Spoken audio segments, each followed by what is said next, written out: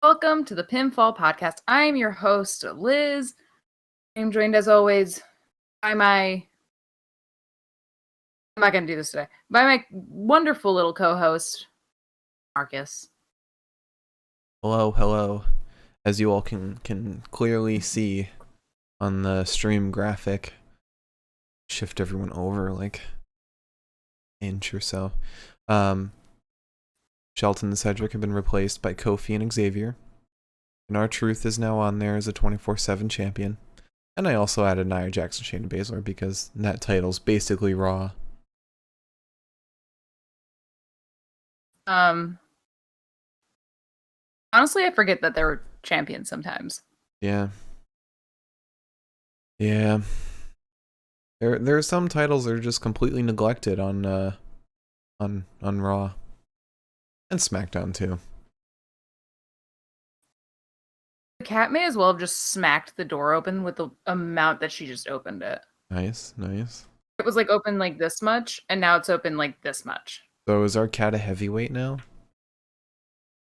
By Vince McMahon's rules, yes. I'm just trying to put on lip gloss, and I put like a whole glob on in the corner of my mouth. If everyone would notice, we're already like 14 minutes into the podcast, and we had 10 minutes before we went live. But thank you, Tom Collahue, for the follow. Welcome to the podcast. What? The name just sounds really familiar to me. Follows us on Twitter. That's probably why. Yeah, so it was an episode of Raw tonight. Just as good as it always is.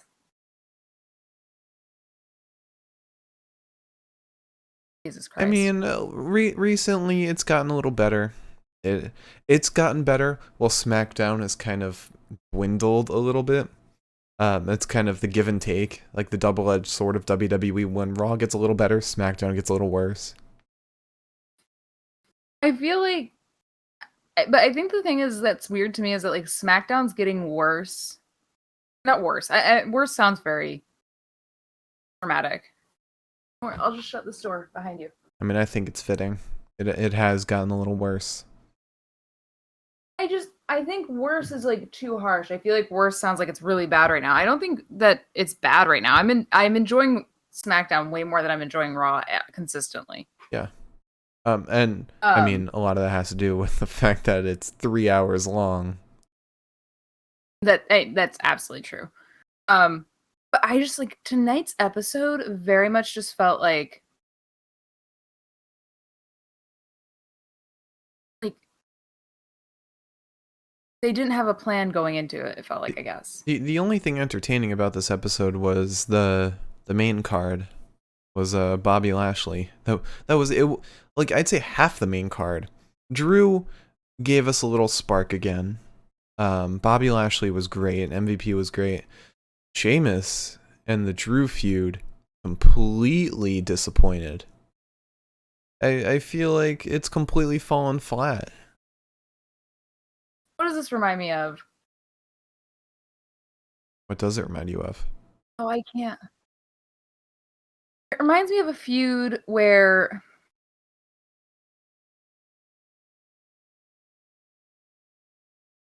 I can't remember it now, but it just reminds me of a feud where like a team or something or like two friends broke up and it was a thing for a moment and then it stopped being a thing altogether. Braun and Bray?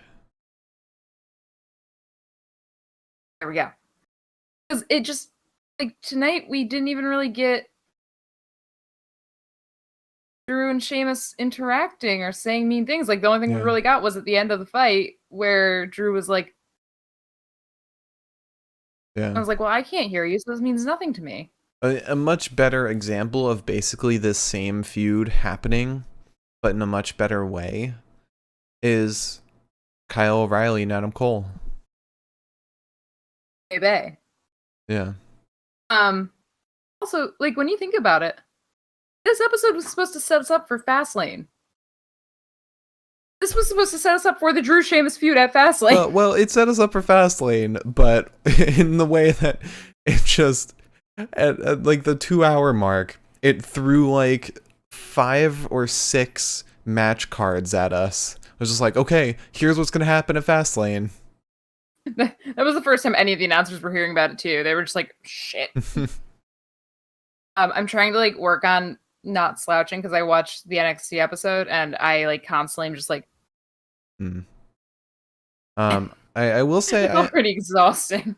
I am pretty excited for Fastlane, if I'll be honest. Because we've got Randy Orton, Alexa Bliss, which will be some cool shit, and they'll probably reintroduce The Fiend. Before you get excited about that, please remember that it's WWE. Yeah, and they've handled, in my opinion, they've handled this feud really well. I mean, the Firefly Inferno match was awesome. Everything with Randy and The Fiend was awesome. And Alexa Bliss and Randy Orton have kind of had a good back and forth. And I mean, Randy is a great performer, and whenever he's had the black shit in his mouth, he's sold it super well. I think the thing is that Randy is carrying this entire feud on his shoulders. He is, because Alexa Bliss is basically just stalling right now. But when it was her after The Fiend was lit on fire, what was that, TLC? Was that TLC? Yeah. When he was lit on fire, and we had that whole promo with Alexa Bliss in the ring telling Randy to light her on fire, that was fantastic. That was great. But also, in addition to that match, we also have,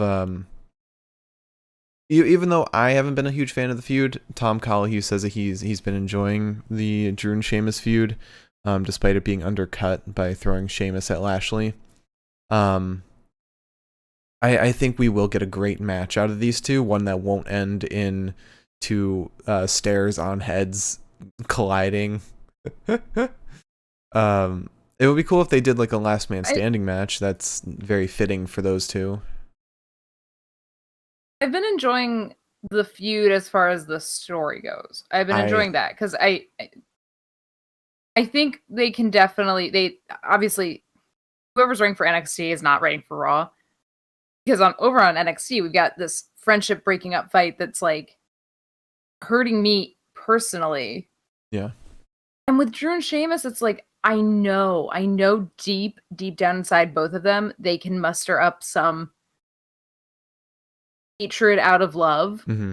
Like even tonight, they could have had Drew like, and I could tell that they didn't really know what to do. But I almost kind of thought that like when Sheamus was thrown into the Hurt Lock, I kind of thought that Drew was going to come in and be like, "Hey, only I can beat him up," something like that. Yeah, I mean, it feels like they're very much running parallel with each other rather than crossing at every step. Like their paths just are going the same way, and we haven't gotten so much emotion between them. Like we haven't gotten some killer promos of like how much this is tearing them up on the inside to have to beat up like each other like they're best friends, you know? Yeah. There's a huge lack of emotion. And it sucks because like there's really only one time that you can do this. Mm-hmm. So maybe like right before the pay-per-view that's supposed to all happen at. And that kind of scares me, because the only way they could redeem that is if Drew wins the title at WrestleMania, and then they reignite that feud with Sheamus saying that he wants the title again. Drew got in his way, and suddenly we resume what was. If Drew gets that goddamn title back, I'm not doing the show. You can do it on your own. I'm not sitting through however long WrestleMania is going to be just for that payoff. Right, yeah. I agree with you. But regardless, I think we have a great match card. Apollo and Big E is going to be fantastic. Yeah. I'm not excited for Nia and Shayna versus Sasha and Bianca. I think that's going to be a little rough. What else is happening? Is there a Raw Women's Championship? Well, Omos and AJ Styles versus New Day. New Day. That's gonna be cool. Blanked on that. That is gonna be I cool. started thinking about Retribution halfway through that sentence, so I just stopped thinking completely. Mm-hmm. And but yeah, that could be fun. Mm-hmm. It could be really fun. I think it sucks that they had to take the gold off the Hurt Business tonight, which, by the way, the Hurt Business really just felt like Shelton and Cedric were not part of it tonight at all. Basically, yeah. It feels like since Bobby got the title, they kind of went separate ways. Which I don't want. Yeah. Like, that worries me. Yeah, I think a title kind of... It's been hurting them a little bit. But now that they don't have the tag title, maybe the focus for them will be on story rather than trying to carry the tag division. Yeah, I don't know. But we've talked enough about Fastlane for now. We'll talk about it more. About Fastlane longer than we will. You want to get into some news? Yeah, let's get into some news. Let me get the news sign out. Is it a big news day, small news day? What do you got?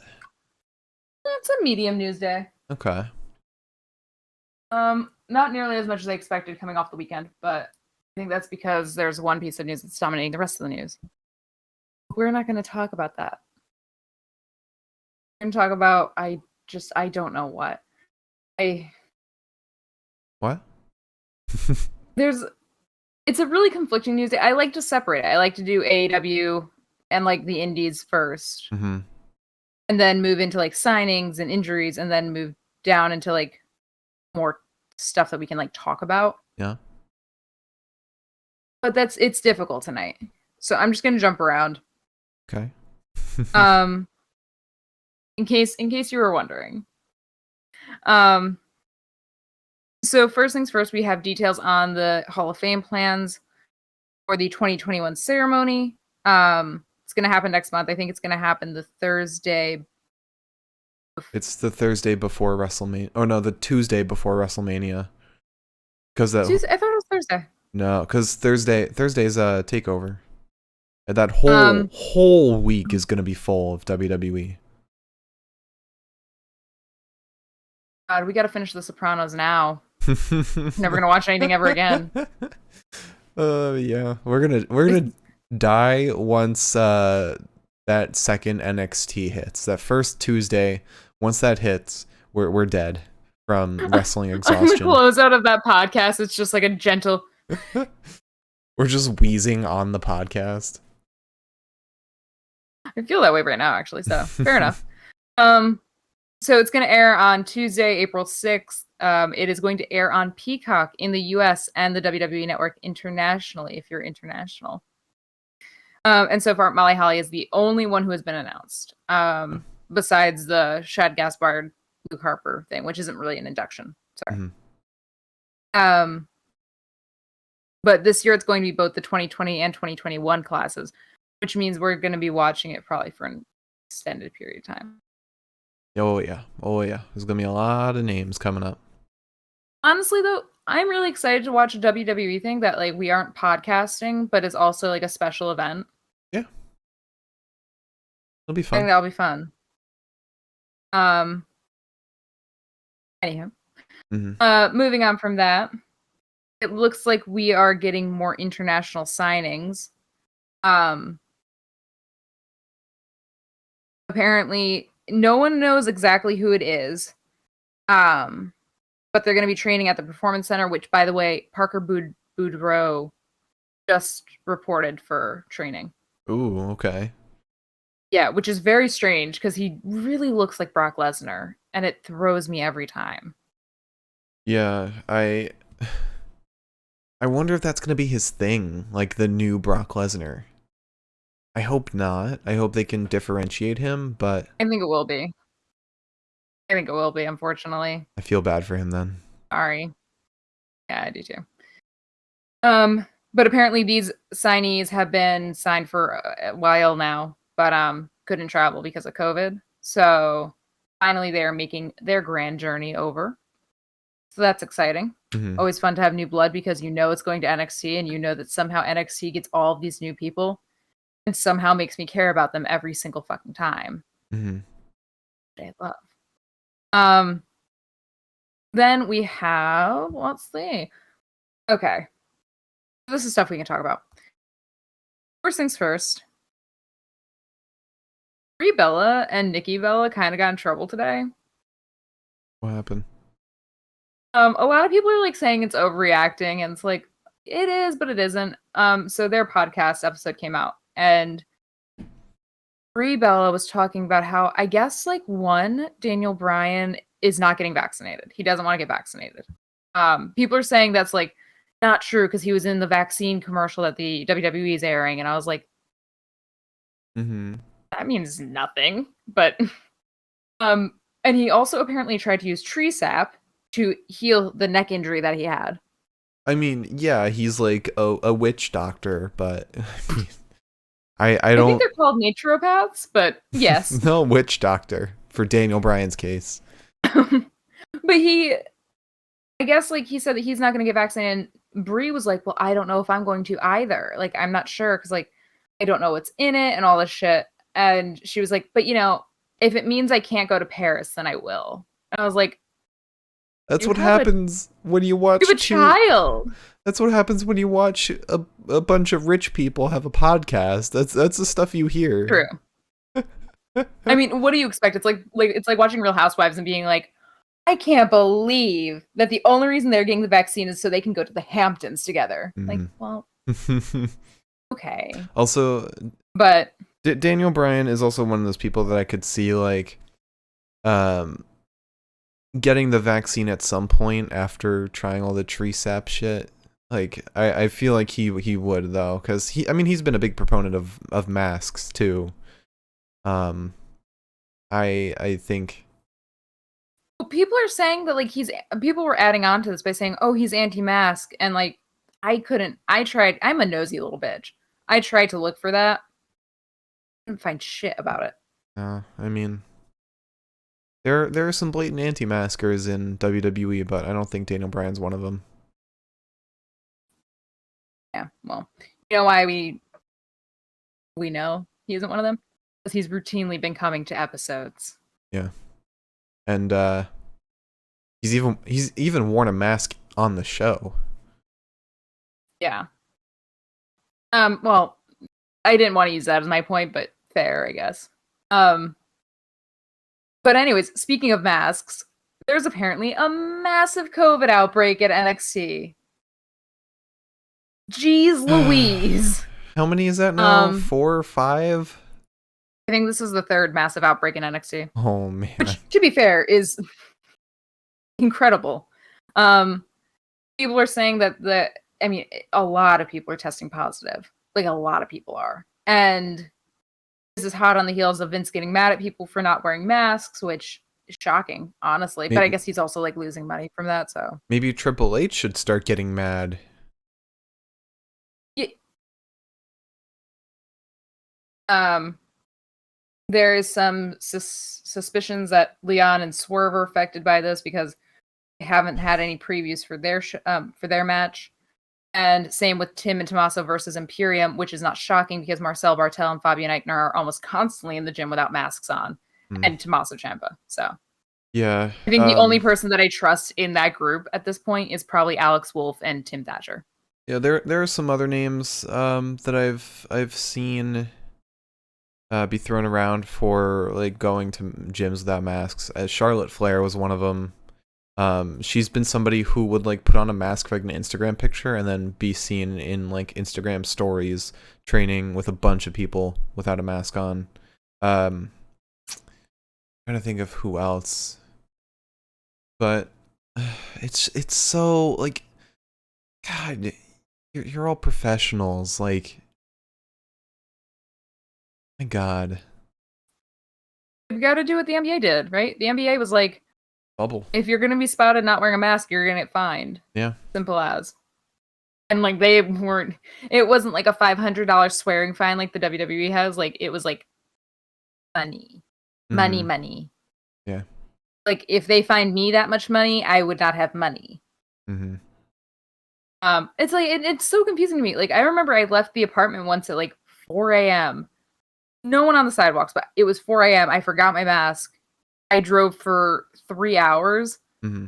And even just in the car, I was like, probably inhaling germs, even though I Yeah. don't wear a mask in the car. When I'm driving alone. But yeah, I mean, it sucks. You would think that Triple H would put more effort into it, considering that this is a big reason why we're not getting NXT at WrestleMania. But yeah, you know. Just imagine like having the opportunity to go to WrestleMania and you're just like, well, I don't want to wear a mask, so fuck that. Yeah, I That's think just, that is incredible to me. I don't want to make assumptions, but I have a feeling that Vince McMahon is gonna institute some kind of vaccine mandate at WWE. Well, they said that they weren't going to do vaccines at the, like, they weren't going to give vaccines to people. Right, but they'll probably like So, mandate it, so like you have to be vaccinated, otherwise it sucks. yeah. Anyways, next and last piece of news is, dear God, Jim Cornette fucking sucks. Oh, but is So, this the Penelope stuff? yes. Oh So God. Jim Cornette decided to flex his little lips by discussing his opinion of Kip Sabian's wife, Penelope. Which, you know, maybe not the best thing to do in the first place, is go after a person's spouse or significant other. Yeah. What Anyways. what did he say exactly? If you can Okay. repeat it. I'll go into it. So, Jim Cornette said, among other criticisms of other stars, about Kip Sabian, I believe. No, this was about Miro, and then we move into talking about Kip and Penelope. So he said about Miro, he's being allowed to be himself, and he is obviously a fucking goof. He has no idea how to get over, no idea what got him over for a little while before in the other company. He does the stupid shit, and obviously he's enjoying himself doing it. He was paired with a kid that looks like he's in middle school, which, to be fair, Kip Sabian does look like he's in middle school. He looks very young. Which to some would be a compliment. Yeah, Or to I mean, Kip most. Sabian's probably going to look like a child for the rest of his life, so good for him. But anyways, not the point. Very much not the point. So let me said he was paired with a kid that looks like he's in middle school and his slutty girlfriend to have a feud. Yeah. To have a feud with a guy that sticks his hands in his pockets and another guy that looks like he cuts his hair with a pencil sharpener. And then Miro said, if you call Penelope a slut again, I'll come like God's wrath on you. You understand, I'll personally drive you to your basement. People like Jim Cornette bring not only pro wrestling down, but young women and men get abused and name called for 40 views on YouTube. Bless Miro. Bless Miro. Yeah, and then I don't want to get into it, but he also called her, I believe, Penelope Pitstop was the word. This fucking guy. This has to be for kayfabe or something. I don't know. It doesn't matter if it's for kayfabe. That's a horrible thing to do if it's kayfabe or not. Yeah, it does not make sense why you would say that. Jim Cornette's like a horrible person before this and after this. He's not a good guy. I mean, of course. Am I shocked that the man who was like accused of, I think, coercing people to have sex with his wife? Am I shocked that he said all this? No, I'm not. But like, Jesus Christ, she's also a wrestler at least. Like, we could have acknowledged that much and not have just been like, well, there's just this blonde bimbo standing in the corner. And way to, I mean, in addition to everything that he said about her, which is awful in and of itself, but to completely devalue basically like a huge portion of an entire company by just... Yeah, I mean, it's important to note that this is also, apparently this is like a whole, it must be from his YouTube video, like a whole string of like criticisms for AEW. So I don't know if it is kayfabe. I don't know who he's trying to get over on. Yeah. So. It's awful. Anyways, if you needed your annual reminder that Jim Cornette's a piece of shit, here you are. You're welcome. I read the tweet so you didn't have to. Well, is there any more news? No. What a note to leave on.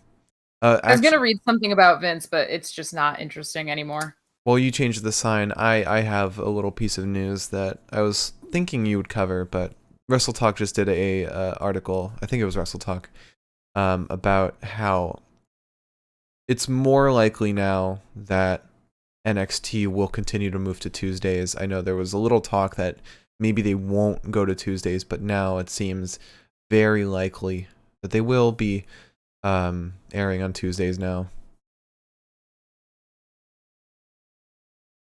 Yeah, it was fun while it lasted. AEW won the Wednesday war, which I mean isn't helped by WWE barely promoting NXT. I was gonna say I don't think AEW won, NHL won. The give me money war, which is shocking. It really looked like they were gonna go over to Disney. Sorry, I have the hiccups now. So. Yeah. Oh well. I mean, it's the same amount of days a week. We're gonna spend a quarter of a month podcasting, Marcus, and that's generous or not generous. That's liberal because like we still have other podcasts. That's 9 days of watching wrestling.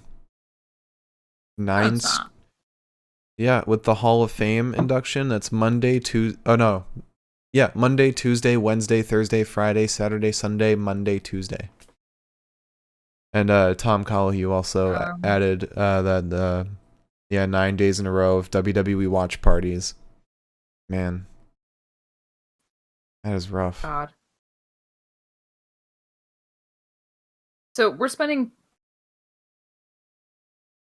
Wait, I'm trying to do the math here. So 4. That's 8 plus 11, 12, 13, 14. 14? What? 15, 16 days of the month podcasting? You know what? Fine. Wrestling's fun. I mean, the only problem I have is that this coincides with baseball season. Because the moment baseball season starts, that's when the WWE is like, no, you don't get to watch it. And I'm like, Yankees are only good for so long. April's the only time of the year that we have all of our players that aren't injured. Mm-hmm. But shall we start the matches and promos of tonight's Raw episode? Yeah, an eyelash just fell into my eye, I think. Nice. Very fun. Very fun. But we started off with Bobby Lashley and MVP talking in the ring. MVP reiterates that we have entered the almighty era. Bobby chimes in saying that he will destroy Drew at WrestleMania. Confirming that Bobby will face Drew McIntyre at Mania. Miz then comes out with John Morrison, who has a horrible, horrible haircut. I don't know what he's trying lately. I don't even think it's a haircut. Hairstyle. I think it was just a style. Yeah. He's been going big into perms lately. Taking notes from Dolph Ziggler, except with a little extra flair. But yeah, Miz and Morrison come in. They say that, or they commend MVP and Bobby on the remarkable speech. And they just came out to congratulate Bobby. But Miz says that they need to have another match because Miz wasn't 100% when they had their last matches, even though they did have a rematch where Miz did not have cramps. But Yeah. Then Drew McIntyre comes out. Sorry, my mind just blanked for a second. Drew McIntyre comes out. He says both. He gets in the ring, and this is where Drew McIntyre kind of comes alive again. He's gone a little less stale in this promo. He comes out. He says that both him and Bobby have had long journeys, where they had to start basically at the bottom, and they both got to the finish line. Except that Drew got to the finish line by beating 30 other men in a Royal Rumble, and then beating Brock at the main event of WrestleMania, while Bobby took advantage of, or used the Miz and made a deal. MVP tries to interrupt, but Drew tells him to shut his mouth. Bobby tells Drew not to worry about MVP and to worry about him. And the Miz chimes in saying, "You need to worry about me too." Drew gives Miz like a final ultimatum saying, "You can attack me now," which I would not recommend, or you cannot challenge me to a match later and get annihilated. And then Drew gets in Bobby's face one more time, starts yelling at him, calls him a big bald bitch. Which, with Bobby's alopecia, that might be turning Drew heel a little bit. I mean, he's been he's been very aggressive. I mean, it's just like the aggression in his words here and later on that makes me think that maybe he's turning heel, at least slightly in relation to the Hurt Business. And we're seeing a Hurt Business that might be turning face.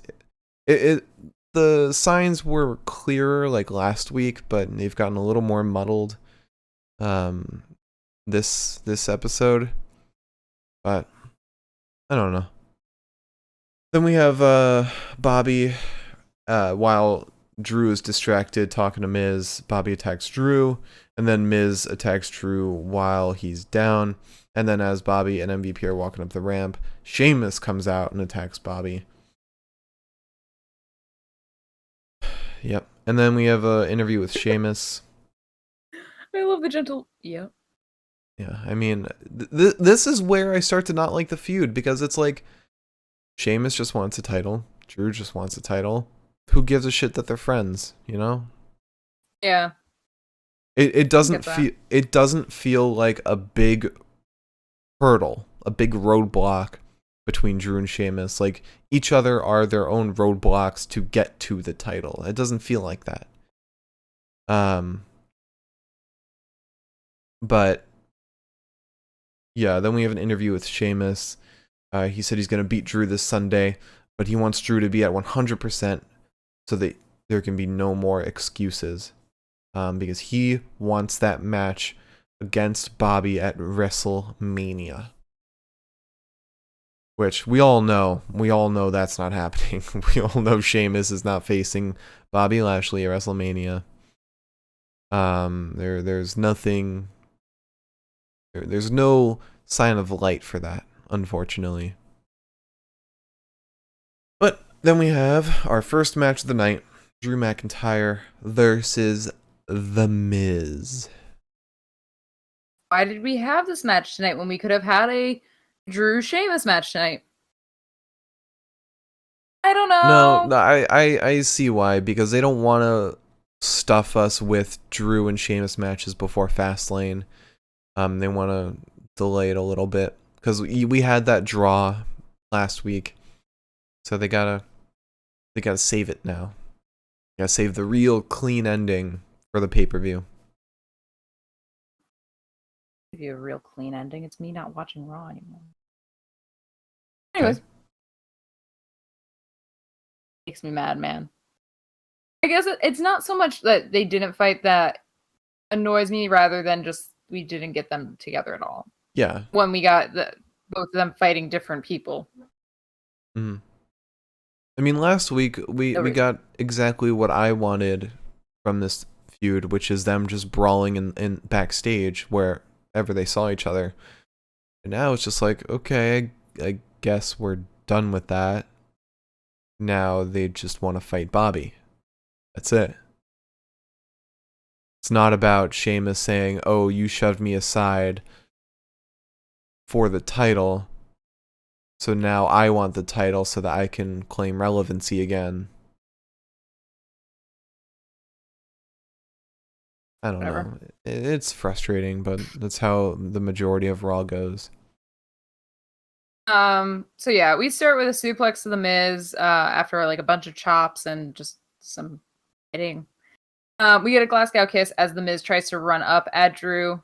I believe we went to commercial break when we came back. No. I'm misguided here. Sorry. But the Miz is thrown down into a crossface until he manages to escape to ringside. And Drew finds him, follows him, tosses him back in. At this point, John Morrison comes up and like trying to talk shit at Drew, but like not doing a good job, but doing a good enough job that Drew is paying attention to him. He then throws his sunglasses at Drew, and Drew's like, "Oh, I'm a big, strong, scary man," and stomps on them. This was the best part of the match, honestly. Which leads to the Miz spearing McIntyre. We then get a clothesline and a reverse Alabama slam to the Miz. He wants the Claymore, but Johnny pulls the Miz free. Drew then whips the Miz into the corner. We get a DDT to Drew, and that just fires Drew up. Right. We get suplex after suplex. I kept up. He tosses the Miz out of the ring.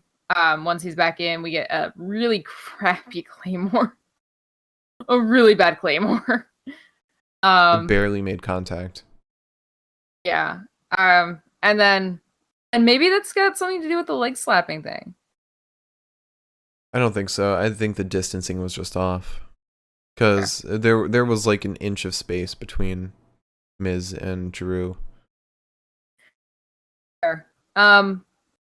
Drew then throws the Miz into the Hurt Lock, or what Drew would call full Nelson.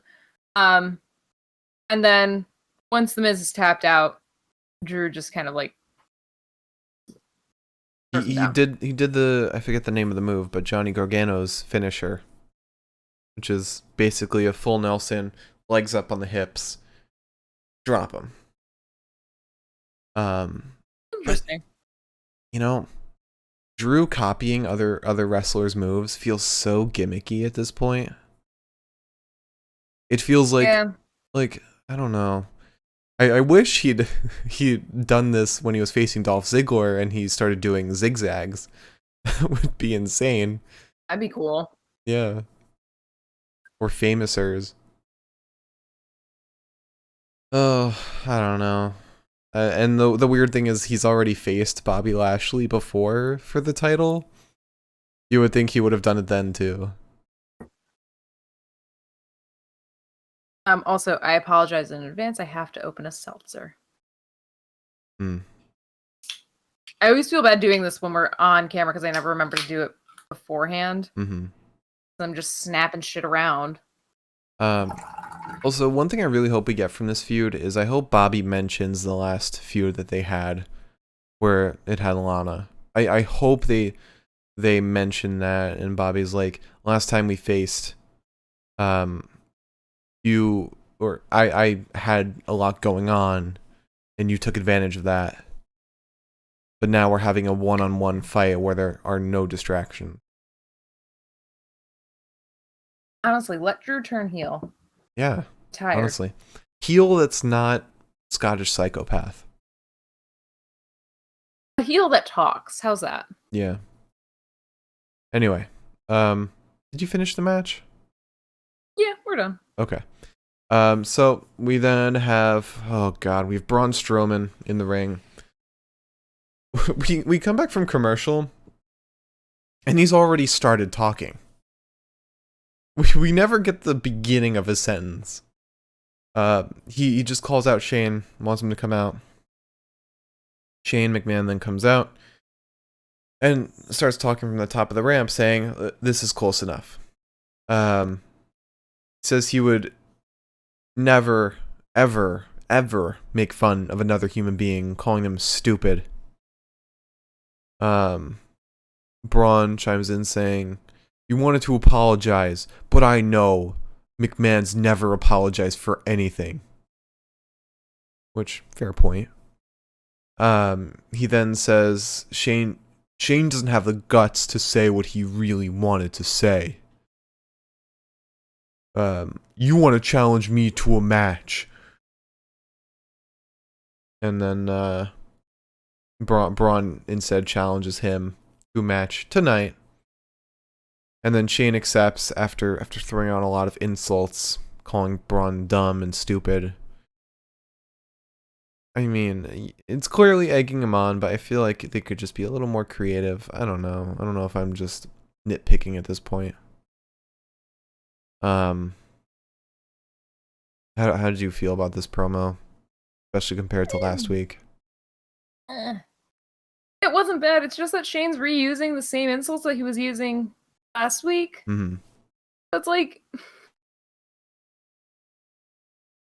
you had a week to prepare for this. I mean, it is Shane McMahon, and Shane McMahon's my favorite because he's the fluke.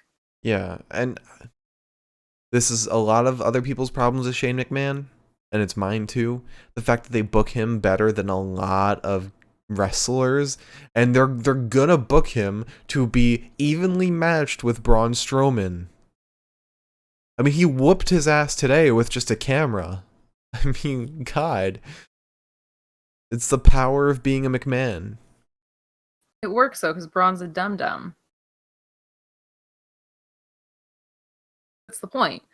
I mean, I like Shane. I really do. I've always liked Shane. And it's purely because Shane McMahon constantly gets himself into shit that he has no business being involved in. And it's like he has no self-regard for like safety or like his personal safety or like anything. Mm-hmm. I love that. The one thing they need to do for this promo or for this match, this would actually be really cool. If they with Shane McMahon being like the head of Raw, they say, "If I win, Braun, you go to SmackDown." Because What happens if he loses? Then he stays. But Shane's done the whole like, if I win, you're fired with Kevin Owens. I think trading brands would be a cool thing and would cause like a lot more dissent between Shane and Adam Pearce.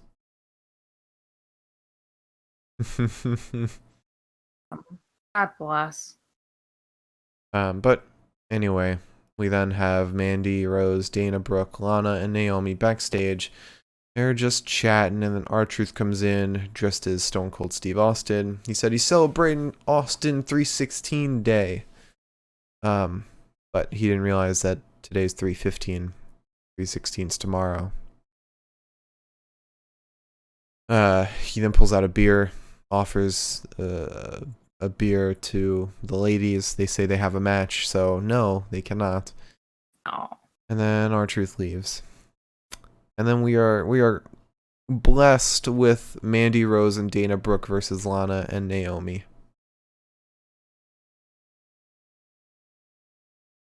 Wasn't a bad match by any means. It's just a little disjointed with Shayna and Asuka doing their things. Yeah. I don't know. I didn't care for it. I didn't really pay that much attention to this match either, which is upsetting because, you know, Naomi and Lana were supposed to be the number one contenders, and then their match was just kind of like a whatever match, but that's fine. Anyways, we start with Naomi and Dana. There's a shoulder tackle to Naomi and a back elbow to Dana. Mandy is then tagged in. She throws Naomi and then stomps on her. Dana gets back in. We get a running knee strike to Naomi. Mandy came in for a second. I have no clue what she did. Because all I know is that my next note is Dana gets back in. She runs off the ropes into Naomi. She tries a back to belly, but Naomi lands on her feet, sends a jawbreaker to Dana. We get a belly to back to Mandy we get a belly to back to Mandy, who is now legal, and a bulldog to Mandy. Naomi hits Mandy with the double knees, and then Dana breaks up the cover. Eventually, sorry, I think that was my notes are all fucked up. I think that was Lana who was in with the belly to back and the bulldog. Yeah. Anyways, then Dana and Mandy get a double flapjack onto Naomi, which sends her down onto her face, and then a pump kick goes to Mandy from Lana. And then Asuka comes out because Jesus Lord, Yep. Nia and Shayna are at the commentary desk talking. Shayna sounds like she is just ready to quit wrestling altogether at this point, by the way. She sounds miserable. And I do not blame her. Shayna just says, all right, I'll take care of this. I'm going to go kick her ass. And I was like, you just want to be away from that fucking table, don't you? Honestly, I feel like she's just... It's an interesting way to start a feud if it's where they're going, but I feel like she's just getting tired of Nia Jax at this point. With the whole, like, everything that she's doing on Raw, but also the whole Reginald bit. Honestly, I think it's the most relatable way to start a feud. It's just like, you realize that the person that you're paired with, you're like, and kill you. It would be very fitting given how they started their tag team, which was they were so annoyed at each other they could barely work together. And if that's how they go out, then we've come for full circle. Yeah. I would love a match where it's like, if Shayna wins, like a match versus Nia and Shayna. And if Shayna wins, Reginald has to go. Yeah. And if Nia wins, the tag team's broken up. But Shayna comes through. She's kicked in the head. Lana hits Mandy with the waistlock. Dana tags in off of that. Eventually, we just have Mandy back in. She's sent face first into the canvas by Lana, and then we get a cartwheel neckbreaker from Dana to Lana for Mandy and Dana to win. Meanwhile, Shayna and Asuka are just duking it out on the sidelines, which, good for them. Happy to see that Asuka's back. Yeah. I didn't like the emphasis that was, because like, it's one thing like if they're like, oh well, they just came back from shoulder surgery, and like somebody's targeting their arm. It's another thing that like, we'll talk about this later, but it's another thing that like Asuka like quite literally lost teeth. Mm-hmm. And Shayna's whole thing now is like, I'm gonna kick you in the teeth, and I'm like, no. Personally, for me, don't do that. I don't mind that so much because Shayna's somebody who's incredibly brutal and violent, so it's like, I'm gonna make you fucking hurt right where you just got repaired. It's not that at all. That is not my problem. My problem is I don't like teeth things. I don't like teeth stuff. You just like, personally don't want to see that. Yeah, no. It used to be the elbow stomp. I'd much rather see the elbow stomp than that. Like, ever like chip your tooth? Mm-hmm. Just the idea of that, like times. Oh, you haven't? I have. The idea of that times 10, like that feeling will stay with you for the rest of your life. I've thought I've almost chipped my tooth multiple times, and you just like have to like sit back, put your food down. You're like, I don't want anything anymore. God, you reminded me of the elbow stomp. I miss when it was a finisher. Yeah. How Liv Morgan sold that. The day is young. It is, yeah. But remember before Money in the Bank, when Shayna took out Liv Morgan? She also did it to Sarah Logan. Sarah Logan, yeah. We thought that they both had their arms legitimately broken. I remember, because like we had only just started watching wrestling again. And I remember seeing that and being like, she can't be allowed to do that. That's not fair. That's mean. Oh. It was such a mark back this time a year ago. Yeah. And the worst part is that I've watched wrestling before that too. So like, there was no reason for my brain to be like, well, that's just not right. But we do go right into a little promo after that match between the New Day and Riddle. Riddle comes in on his scooter and wishes the two, Xavier and Kofi, good luck in their match. And that's really it. They're all like having a good time, I guess. I wish they weren't. And then we have the New Day versus the Hurt Business for the Raw Tag Team title. Oh boy. Solid match. I mean, like, the match in and of itself was great. Yeah. Hurt Business had new gear, which was very confusing compared to Kofi's gear, which in the light, Cedric's pants looked yellow and black, and Kofi's pants were yellow and black, and I was like, I look like you're on the same team. So we start with Xavier versus Cedric. Cedric quickly sends Xavier down onto his back, begins wrenching Xavier's arm backwards. He then tosses him. We get a Panama Sunrise to Cedric before Xavier takes to Cedric and begins stretching his little arm out. Kofi gets in. We get a Scorpion to Cedric, and Cedric responds with a chop to the midsection. We then get like a Shelton gets tagged in. We get a gut stabber right into the or gut buster. That's what it's called. Jesus. Oh yeah. I always because it looks like a backstabber but inverted, and I'm like, gut stabber. Regular stabber. Not backwards stabber. Just the stabber. We get a gut stab. God damn it. Yep. God damn it. Yep. We hit a gut buster right into the arms of Shelton, who slams Kofi down with a spine buster. Shelton is one of those guys who can make something just look so painful. Mm-hmm.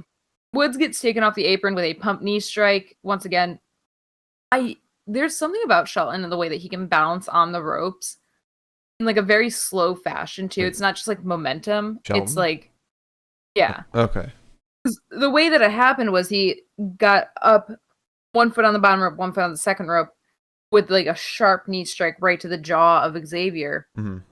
And the way he did it was so slow and methodical that I was just like watching a thing of beauty. That's what happens when you've been in the business as long as Shelton. Sure. Shelton then slams Kofi down. He gets Cedric back in. We get a shoulder to the chest of Kofi and a spear to Kofi while Cedric's talking trash and like a lot of it, and I don't really understand any of it. He's like, I don't even remember. It's like, I'm gonna run a table on you or something. Talking about tables. And he was talking about tables. Maybe it was like a throwback to like when Kofi was crumpled up in a table during that Extreme match. Rules. Yeah. Sometimes I miss heel Cesaro. I don't. But anyways, so we get Kofi goes up top and then comes down with a double stomp onto Cedric. He kicks him in the face and then Xavier gets in, kicks Cedric in the face. We get a forearm to Shelton and Xavier trips Cedric into the ropes and then drop kicks his back. Once Cedric gets back up, we get an elbow to Cedric. Xavier and Kofi then dive out onto the Hurt Business, but are caught. Cedric is thrown into the announce desk, and Xavier is thrown by Shelton pretty much through the fucking stairs. Like, I have never seen that happen before. Mm-hmm.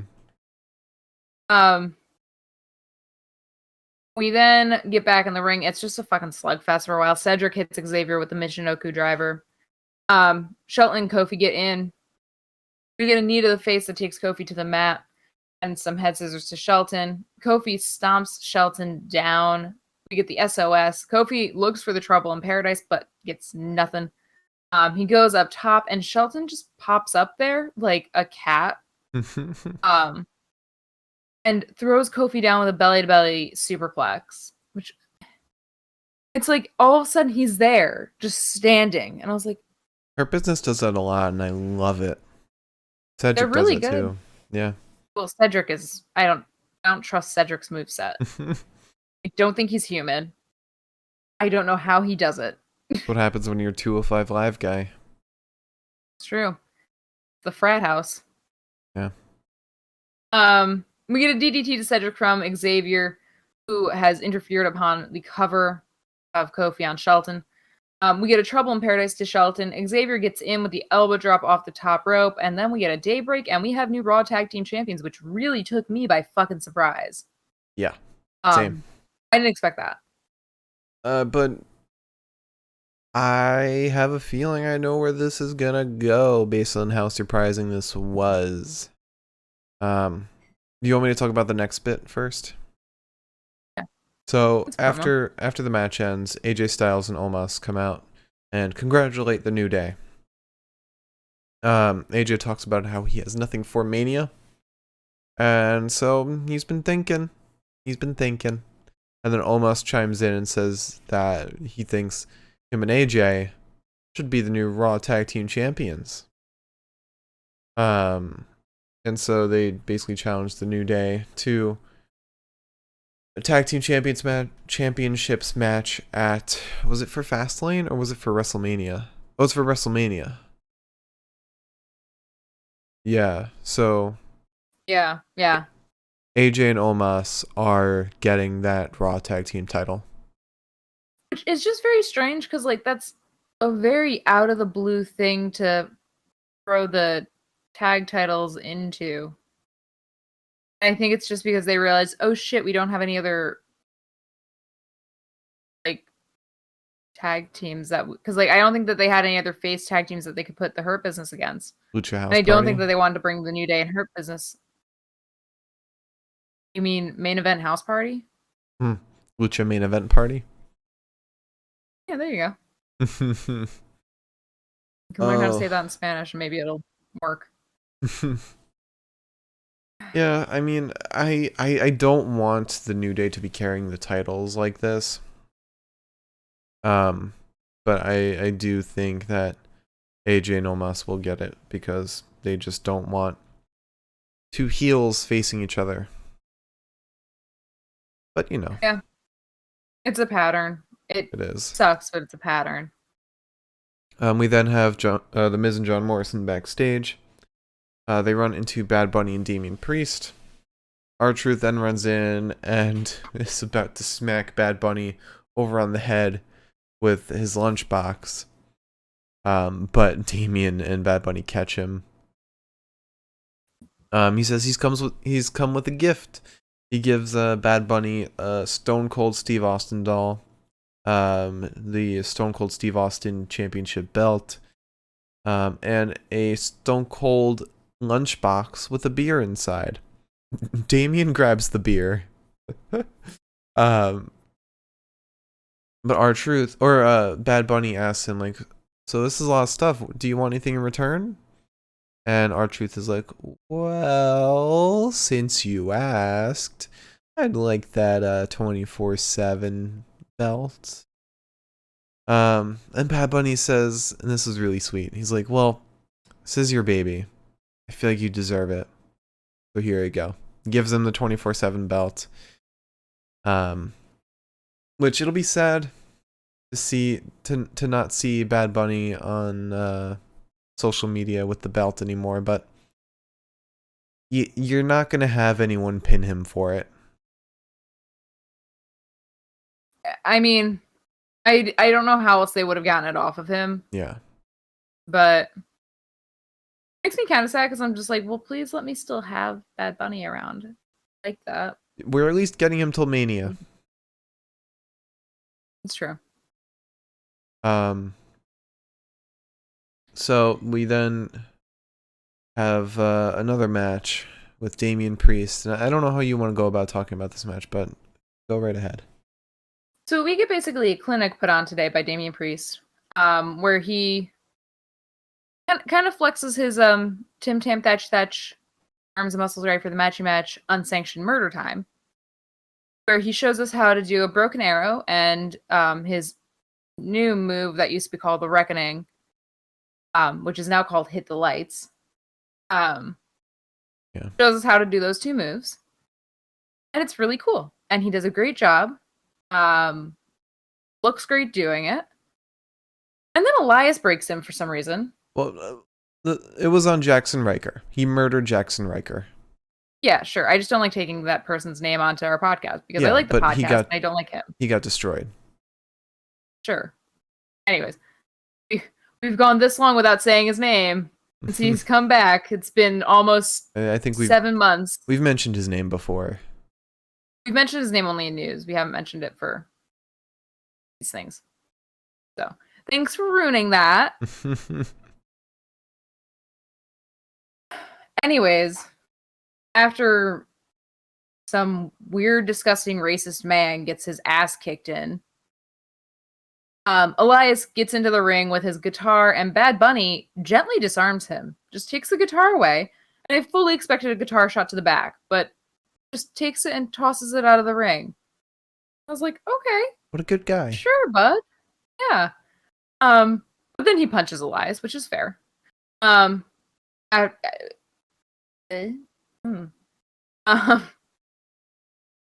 So Damian then gets a bell clap off on Elias, and then they hit the lights. And then Morrison comes out. And I was really confused by this as well. But Morrison comes out, and he's just talking and stuff until all of a sudden The Miz, God forgive him, smacks Elias's guitar over Bad Bunny's back. Which, personally, I think it's wrong to beat up a defenseless puppy, but sure. But props to Bad Bunny for taking that shot. Yeah, listen, dude, I feel like this is like, he's having the time of his fucking life right now. He is. I love it. This is everything. But after that, we have a little interview with MVP and Bobby Lashley. Bobby Lashley said that Sheamus won't be 100% for Fastlane. He said the same thing that happens to Sheamus tonight will happen to Drew McIntyre at WrestleMania. And then we have a little match, kind of. We were supposed to have Shane McMahon versus Braun Strowman. Do you want me to take this as like a promo? Yeah, I mean, the bell never rang. Yeah. So they start brawling on the outside. Oh, actually, first, Shane runs around the ring and starts to do some warm-ups. He climbs the steps up and down repeatedly, very fast, because, you know, he's got lightning feet, that McMahon. He does some push-ups, and then he walks to the closest side of the ring to the camera. He does a little hopscotch. Don't know how that was supposed to insult Braun, but it did, I guess. It insults him because he says it can. Maybe this will help you learn how to count. Oh yeah, yeah. Yeah. Meanwhile, Shane kind of struggled to do it backwards. he missed a step. Shane's only so good at stuff, okay? So then Shane and Braun brawl, chase each other around the ring. Braun does the Strowman Express, but Shane smacks him with a camera, and being a freelance videographer, cinematographer, camera operator, whatever you want to call me, my heart died a little bit. I saw the battery fly off of the camera. I almost had a heart attack. Now you know how I feel every time somebody throws a microphone, because every time somebody throws a microphone, I'm just like, mm-hmm. Oh. Meanwhile, today, Drew McIntyre, no. He legit tossed the mic in the air to the commentary booth. That is because Mike Rome was definitely staying there waiting to make the massive save. Okay? Oh, I'm sure. I believe in him. You don't think Samoa Joe was the one to catch it? We haven't seen Mike Rome in like a whole minute, by the way. Didn't we see him today for the title matches? We heard him. I don't think we saw him. Maybe it was... I only know that because I have not shouted Mike Rome in a long time. Maybe he's working remotely right now. Maybe. Yeah, actually, maybe.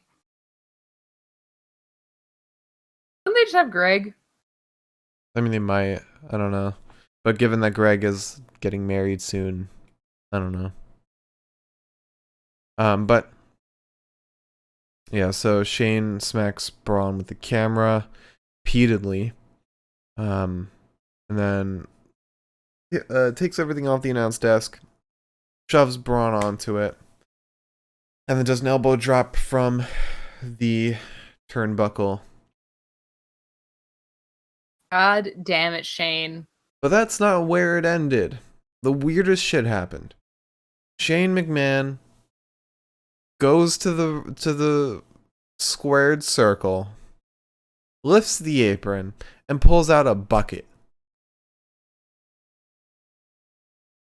And suddenly, we were transported to the channel Nickelodeon. Shane poured all that slime on Braun, and then pulled out a second bucket, and poured that on Braun as well. Why are we here? It's slime time, baby. And then Shane walks away after saying to never challenge him again. Even though there was another match was announced for Fastlane between these two. So then we end that promo. And then we go to Alexa Bliss sitting on some swings in the fake ring with the little Jack in the Box sitting on the other swing. She says that if Randy wants me out of his life so bad, he's gonna have to kick me out. And then she basically challenges him to a match at Fastlane. Says, I'll see you this Sunday if you want that. And then that ends, and we are left with Asuka versus Shayna Basler. We saw a different Asuka tonight. Yeah. We got like almost kind of like Kana Asuka, which okay. I'll take it.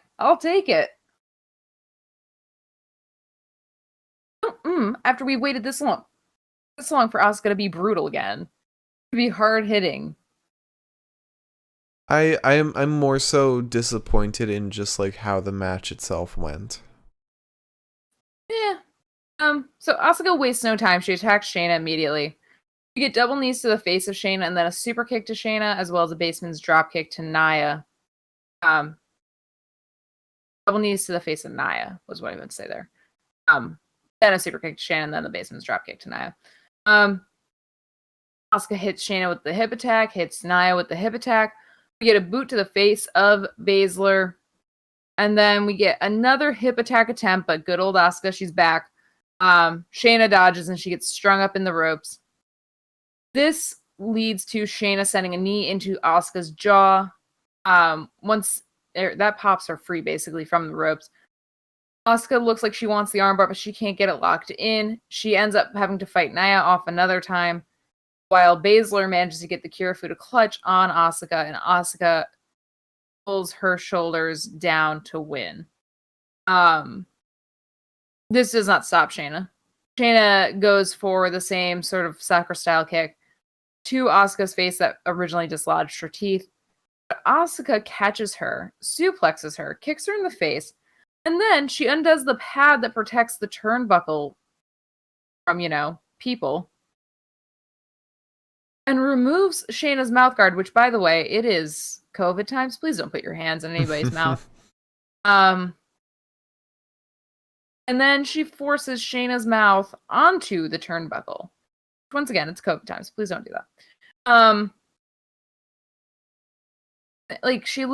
She puts her knee on Shayna's face as Shayna has her bare teeth against this turnbuckle. And again, did not like that at all. Not one bit. Luckily, Spider stops her from doing any more, but we got a nasty Asuka tonight. And I am happy about that because I don't think we've gotten an Asuka that made me believe in a match in a really long time. Yeah. It makes me excited for any potential Raw Women's Championship match at Mania. It's funny. We didn't see Charlotte today. At all. Oh, I wonder why. So, after that, we had a little promo with Retribution. Very little. Mustafa is yelling at all of Retribution, and then Riddle just rides through in a scooter, making engine noises. Then we have Mustafa Ali versus Riddle for the United States Championship. Yes, we do. So, Mustafa versus Riddle. There is a punch to Mustafa and a punch to Riddle. Riddle sends Mustafa from the rings, and Mustafa sends Riddle throat first into the announce desk. Oh my God. There's a kick to the chest of Riddle, and then Mustafa sends Riddle to the ground with a neck breaker all the way down to the ringside area. He goes back to choking Riddle out against the ropes. Riddle tries climbing up the post, but gets hit with another neck breaker. He's sent into the corner. He slips free. Or Riddle sends Mustafa into the corner. Mustafa slips free and pulls Riddle's head down against the ropes as he exits the ring, basically. He covers Riddle in the apron and then punches him once, which was a really weird move, and I didn't get that at all. Just seemed a bit unnecessary. Mm-hmm. But it was funny. I was literally just thinking earlier today before we started watching. I was like, we used to see a lot with Sasha and Bayley, like people getting slipped into the ring apron, between the ring and the apron. I haven't gotten that in a while. And then Mustafa said, "Here you go." And I said, "Well, I'll take it. Thank you, sir." It was a good spot. Yeah. So we get another neckbreaker on Riddle, and then a headlock. There's a PK to the chest of Ali, and then a Pele kick to the face of Ali, and then a German suplex to Ali, and then an attempted flash knee, but Riddle is hit with a spinning back heel from Mr. Moose. Ali rolls up Riddle, but T-Bar for some reason is screaming at the ref, which distracts the ref, which means Ali doesn't get the pin. Riddle hits him with the Bro Derek to win. So Mustafa is then left to yell at his team again, which I feel like Retribution would be just as convincing if he didn't have to yell at Retribution constantly. Right. I like don't know. He could. I don't know why they're making all of Retribution out to be like fucking morons. Or why they're making. I was talking about this in my group chat earlier, but the point was made, I think by Miriam, that they made a heel that people kind of agreed with, and all of a sudden they were like, well, we can't have that. Because they're like, shit, people are agreeing with him. That's not good. Yeah. It sucks, and it's a constant theme with Ali where like he seems to always be just like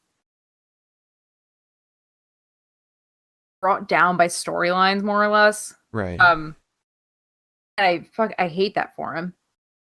And I just don't understand. I don't get it because like if he was still the leader of Retribution and he was nice, because I mean his whole thing is being benevolent to these people that like had the same plight as him. Mm-hmm. That are forgotten and left behind. If he was nice to them, or like at least like not a maniac, I would still believe in Retribution just as much as I would otherwise. Because like it's not like MVP is constantly like shitting on the Hurt Business. No, he's nice to them. He's nasty to everyone else. Right. That's the point. Yeah. Half the time nowadays, I feel like I'm just being made to feel bad for the guys in Retribution and Mia Yim. Mm-hmm. Oh, yeah, but then we have a little. What'd you say? That's my diatribe. Mm. We then have a little interview with Randy Orton. He's asked how he feels about Alexa Bliss, saying, talking about how kicking her out of his life, whatever. And he says, "You know what? Well, she wants to know, or you want."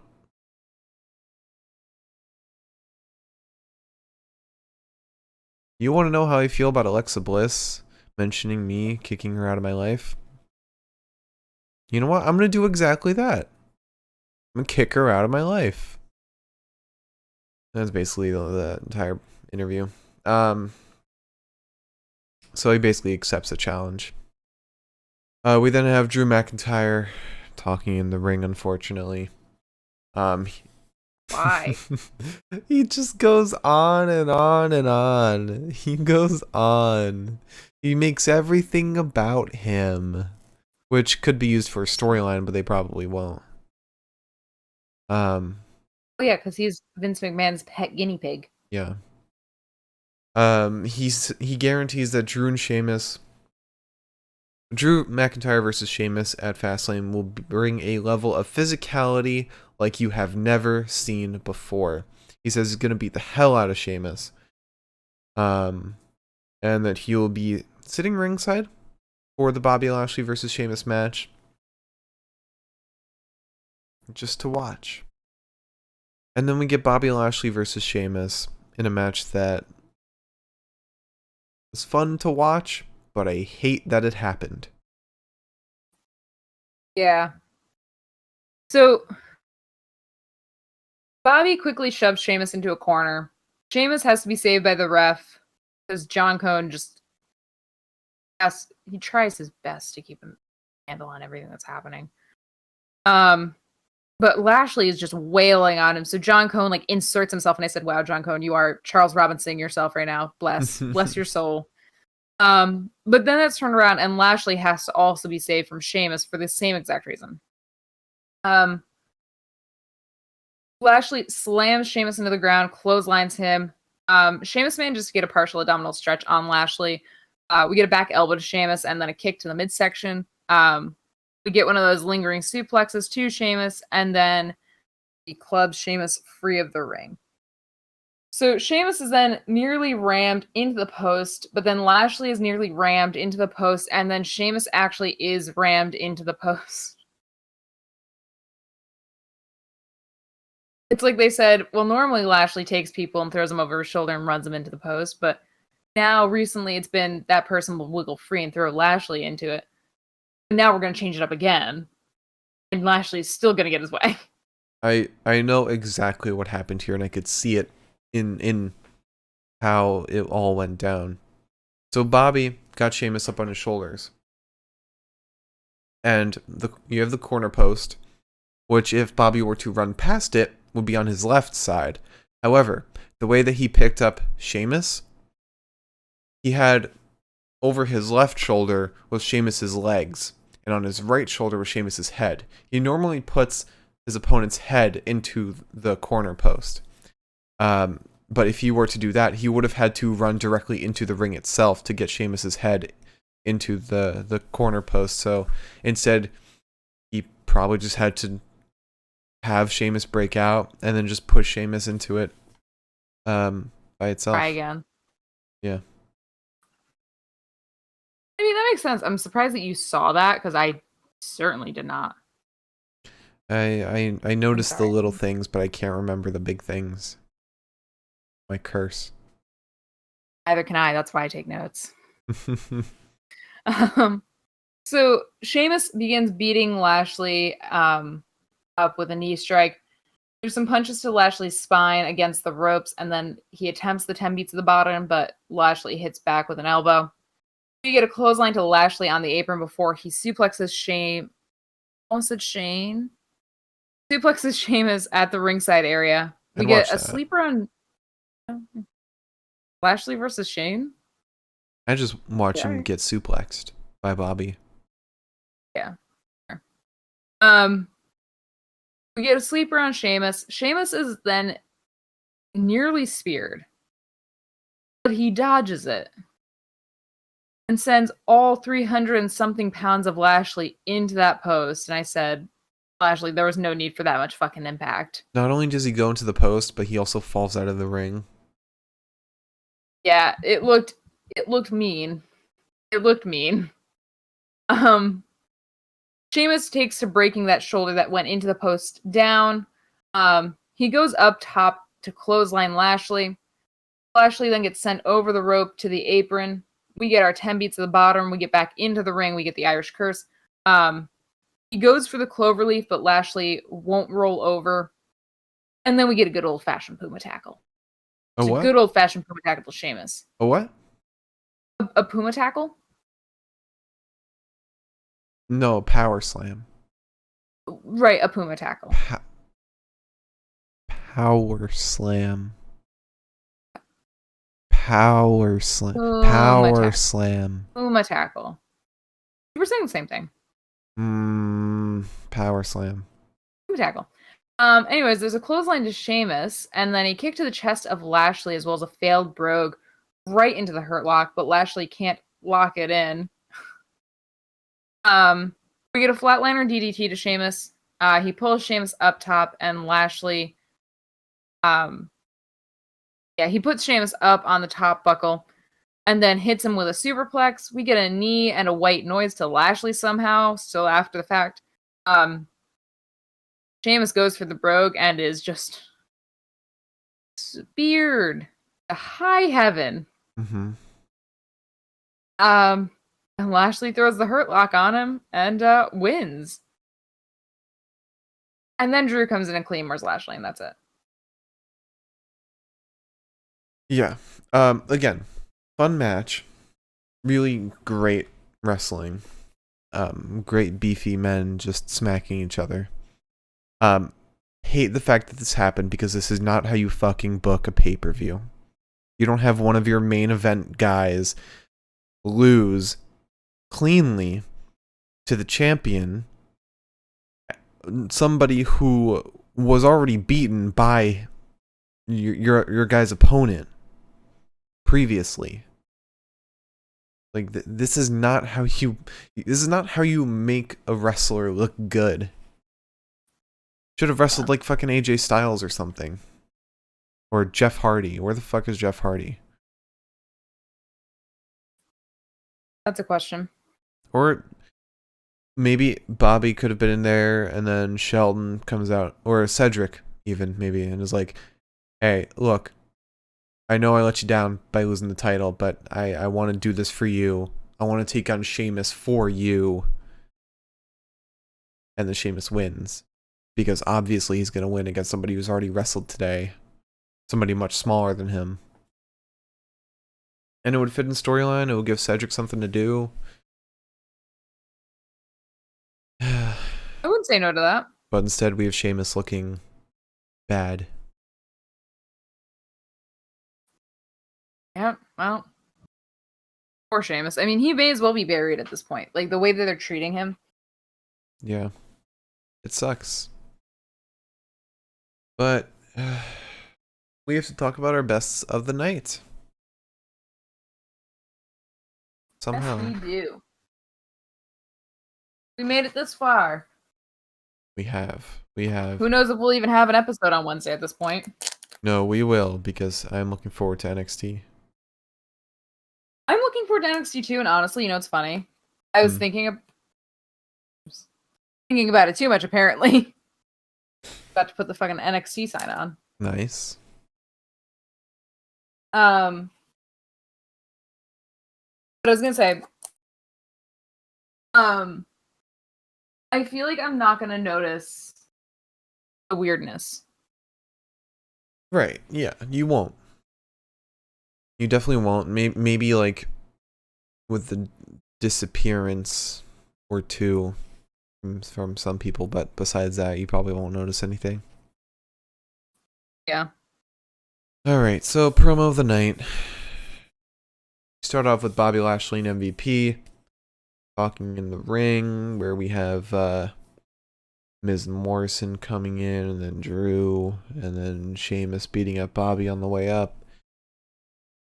It was disjointed, but it was good to see that spark in Drew again. That little passion that we kind of lost for a little bit. We then had an interview with Sheamus, which was okay. We had Braun Strowman in the ring, where Braun challenges Shane to a match. That was okay. We then had Mandy, Dana, Lana, and Naomi backstage with R-Truth. It was eh. We had the New Day and Riddle promo in Gorilla. That was alright. We had Miz and Morrison backstage with Bad Bunny and Damian Priest. That was pretty fun. It was a nice moment when Bad Bunny gave Truth the belt. And he got a little memorabilia too, the Stone Cold belt. We then had MVP and Bobby Lashley in an interview. It was whatever, unsubstantial. Shane McMahon versus Braun Strowman, I guess. Just weird. I just hate how they book Shane. Then we had Alexa Bliss swinging. It was filler. I mean, going back to the Braun thing, I hate how they book Braun. Yeah. And you know who'd be a good opponent for him right about now? We could just go back to that feud. Oh. Sheamus, too. Anybody that's big enough. You know, Jinder Mahal. Where's he? India. I guess.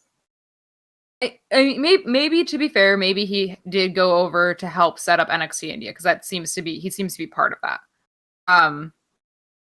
But still, yeah, it's annoying. But yeah, Alexa Bliss's promo was nothing but challenging Mandy. We had the Retribution yelling at Retribution for the first time tonight.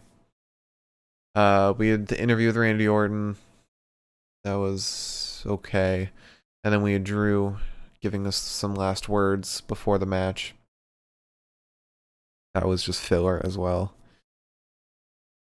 Oh, man. I'm gonna give it to Bad Bunny and R-Truth.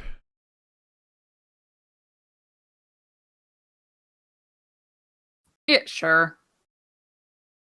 Bad Bunny is a cutie pie. It was sweet of him to get rid of the belt like that. Yeah.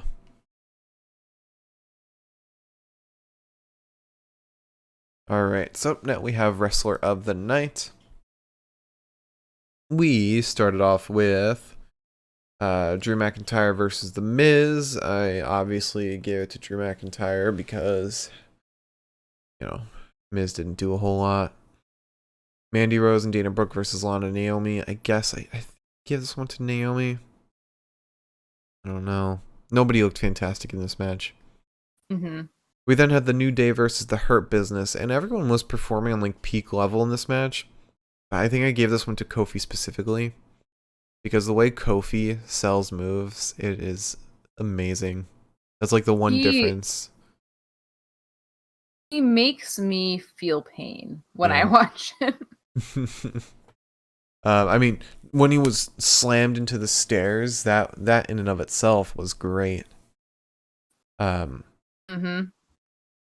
yeah, everyone performed on a fantastic level in that match, so it's hard to pick one specific person, but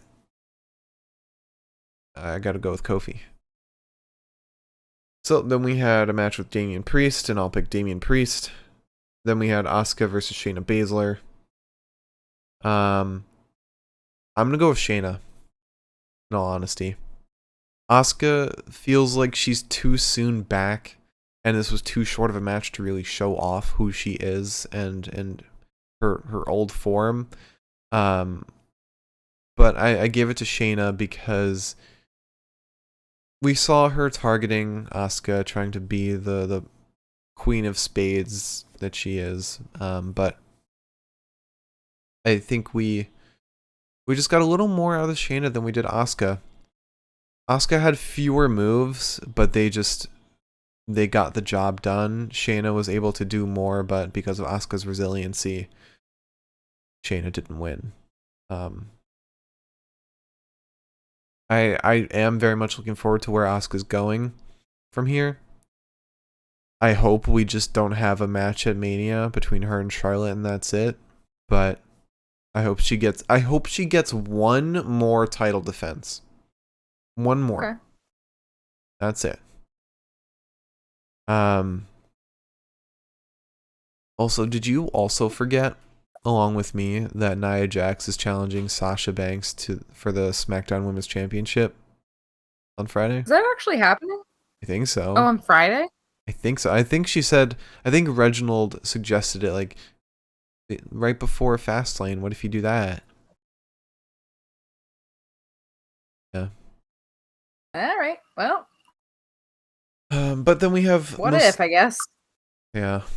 Then we have Mustafa Ali versus Riddle. I gave it to Mustafa. Mustafa looked great. He just Mustafa. Mustafa. Like, I know people call him Moose, so I think it's Moose. But I've heard on like what's the Raw post show? Raw Talk. Raw He always Talk. complains that they say his name wrong. Yeah, but now they've started saying it right. They call him Mustafa. And the commentators also call him Mustafa. All right, fair enough. I call him Musa, so. If he has a problem, he can tell us specifically, and we'll adjust. But yeah, Mustafa looked fantastic. I mean, it sucks that he's given such a crappy storyline because he's a fantastic wrestler. But yeah, such a shame. This match was great though. Then we had Bobby Lashley versus Sheamus, and this one was tough. I loved both of these guys equally. I could go either way here, but for the sake of picking one, I'm gonna go with Sheamus. But I legit could go either way. Both looked fantastic in this match. So with all that said, I'm gonna kind of throw out a twofer. I'm gonna pick Bobby Lashley and Sheamus as my pick for Wrestler of the Night. You can be the decider whether you agree with either of those or some other pick. Yes. I pick Bobby Lashley. Okay. Then I'll go with you on Bobby Lashley. I was more interested in his wrestling tonight. Sheamus was just... Bobby brought, like, more power to the table. Mm-hmm. Sheamus kind of just brought Sheamus to the table. Right. And I needed more than that, I think. Yeah. I think we really got to see Bobby's resiliency after kicking out at one so many times. Yeah, that was incredible. Yeah. Alright, so now match of the night. This one's gonna be a little... Actually, I think I know what I'm gonna pick already.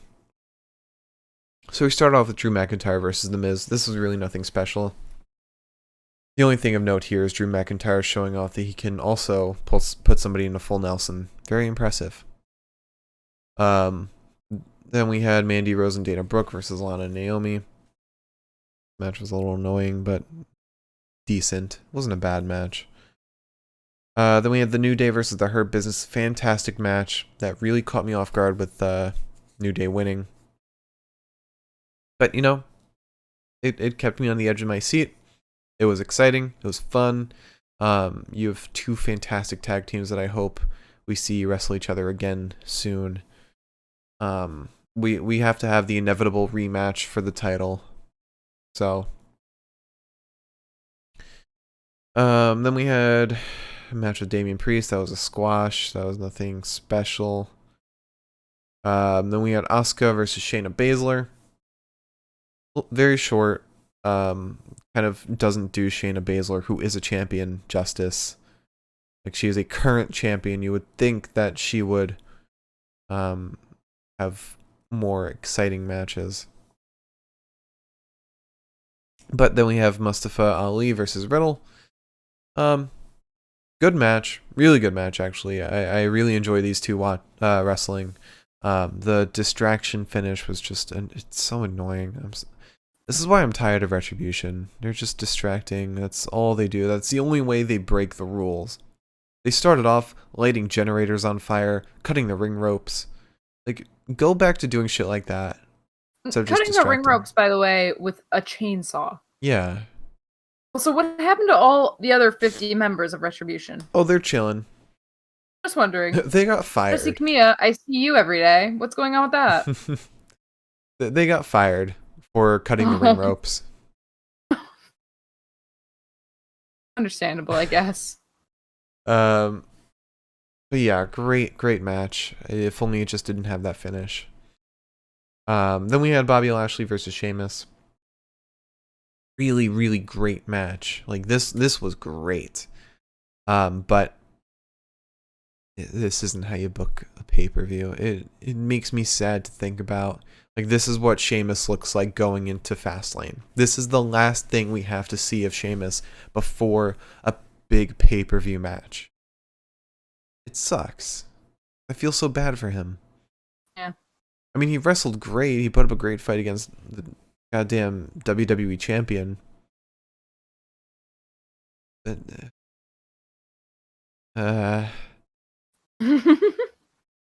So, with all of that said, my pick for match of the night was the New Day versus the Hurt Business for the Raw Tag Team Championship. I have to agree with you. It's just one of those things where it's like I kind of have to go between Bobby and Sheamus and this, and I feel like although neither really brought something new to the table as far as a match is concerned, at least Hurt Business and New Day was like one of those matches, and it's almost primarily because of the people involved. But I could watch a New Day Hurt Business match constantly, and I probably would not get bored because... Don't say that, because they will give it to you every week. I know.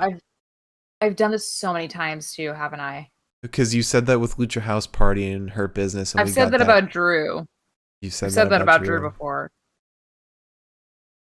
I'm well, sure New Day and Shelton and Benjamin, or Shelton and Cedric. I apologize. But I'm pretty sure you said that about Drew and Randy, and we got that like 5 times. I tend to say things, and then I get the opposite of what I really want at the end of the day. So you get what you said. You get what you said, but it's not really what you want. Just too powerful at manifesting. Yeah. So those are our picks for the bests of the night from Raw on March 15th, 2021. Our promo of the night, Bad Bunny relinquishes the 24/7 title. Wrestler, Bobby Lashley. Match of the night, The New Day versus The Hurt Business. You know what's interesting here? Every one of these picks has people of color, like primarily. Good for us. The Bad Bunny promo only had Miz and Morrison for like 5 seconds, but that's really it. We've done the bare minimum as 2 white people on a podcast. I just thought it was interesting to point out. I mean, the more interesting point is who's actually bringing interesting stuff to what is otherwise a boring ass fucking show. Yeah. Yeah. And they're booking people of color well. I mean, that's been the case for a while now. Just on a basis, like 9 times out of 10, the matches that I'm interested in, like, or rather the matches that garner my interest and make me actually like want to pay attention, tend to be matches with the Hurt Business, with Lucha House Party, with the New Day, with Bobby, Damian Priest. Oh, the Hurt Business, Damian Priest. It's just Retribution, Roman Reigns. I was talking about Raw, but yeah. Oh, okay. Because Raw needs the most help. Yeah. And it's interesting to me that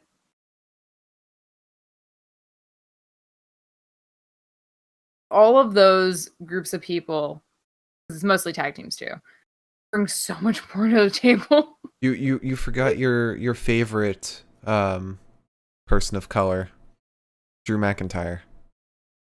Jesus age. The fact that they put him in their Black History Month.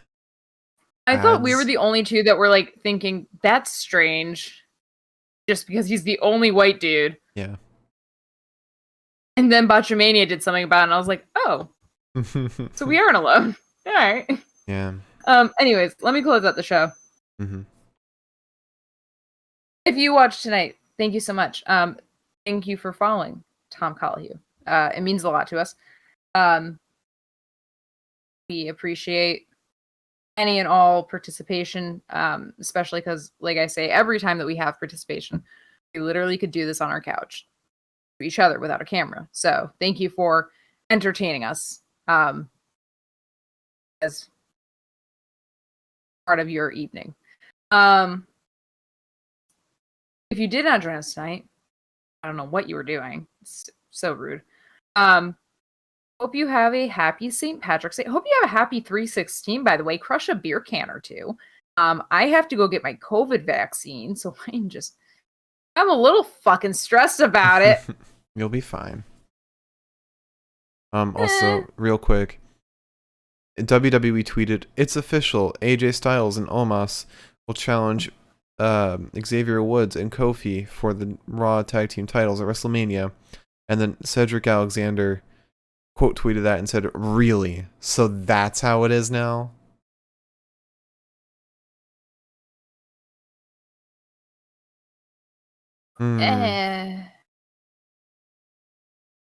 Anyways, please join us on Wednesday for the best night of the week, which is NXT night. And maybe cross your fingers, say a little prayer that, we have something to watch.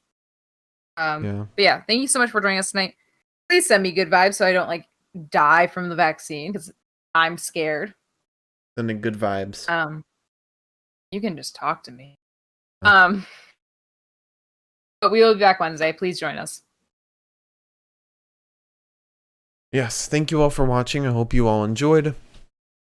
If you did enjoy, hit that follow or subscribe button. And if you're watching the live show, check us out on YouTube. If you missed part of this show or want to check out previous shows, our YouTube is the Pinfall Podcast. If you're watching on YouTube, check out the live show, twitch.tv/the Pinfall Podcast. Our Twitter is @Pinfall Podcast. I am @the Mark Cameron. Liz is @Eliza Elaine23. And also, special announcement, we have a new episode of the Universal Pokemon Federation coming out this Thursday. If you don't know what it is and you're new to the channel, the UPF is a combination of Pokemon and professional wrestling. It is so much fun. It's so entertaining, and you won't want to miss it. This Thursday, 6 p.m. Eastern Standard Time on the Universal Pokemon Federation YouTube channel. Thank you all so much for watching. Hope you enjoyed, and we'll see you on Wednesday for NXT. And don't forget to check out the SmackDown post show on Friday for the predictions for Fastlane. Have a great night.